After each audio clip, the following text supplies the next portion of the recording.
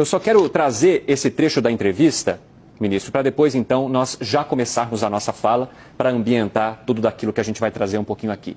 Vamos acompanhar, então, este trecho da fala do candidato Lula ao William Vac, aqui na CNN Brasil, e seguimos com Sérgio Moro logo em seguida. A delação premiada foi com que muita gente ficasse rico. Olha, o que eu posso te dizer é o seguinte...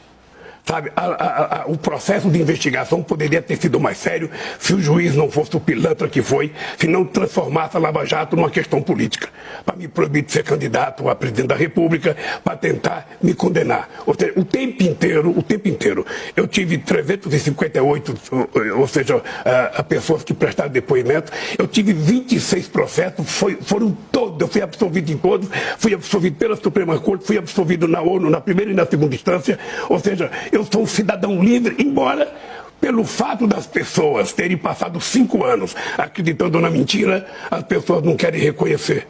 Então, eu estou muito tranquilo que nós vamos continuar combatendo a corrupção, nós vamos continuar dizendo para as pessoas que esse país não comporta efetivamente que a pessoa cometa crime que não seja punido.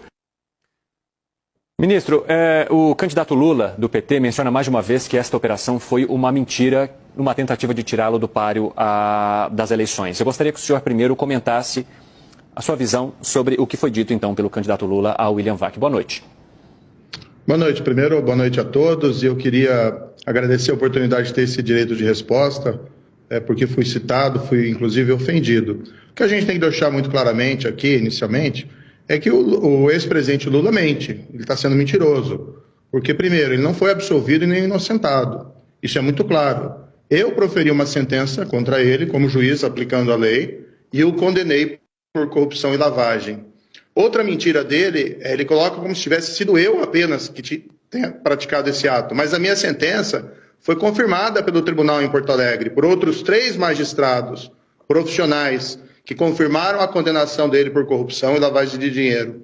Depois, essa decisão foi confirmada de novo em Brasília pelo STJ por outros 5 magistrados.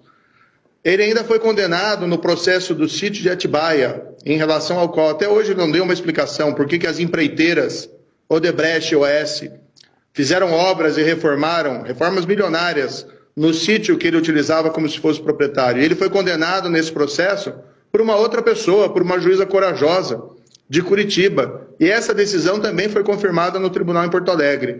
Então não fui eu apenas, foram vários juízes que o condenaram, que viram as provas e o reputaram culpado. Depois houve anulação, 3 anos depois, pelo Supremo Tribunal Federal, num julgamento que eu reputo um grande erro judiciário do Supremo Tribunal Federal, mas ainda assim o próprio Supremo Tribunal Federal jamais disse que o presidente era inocente ou o absolveu no mérito das acusações. Então pende sobre o Lula, sobre o candidato, uma nuvem negra, que são as condenações e as provas da corrupção na Petrobras durante o governo dele, que ele não explicou.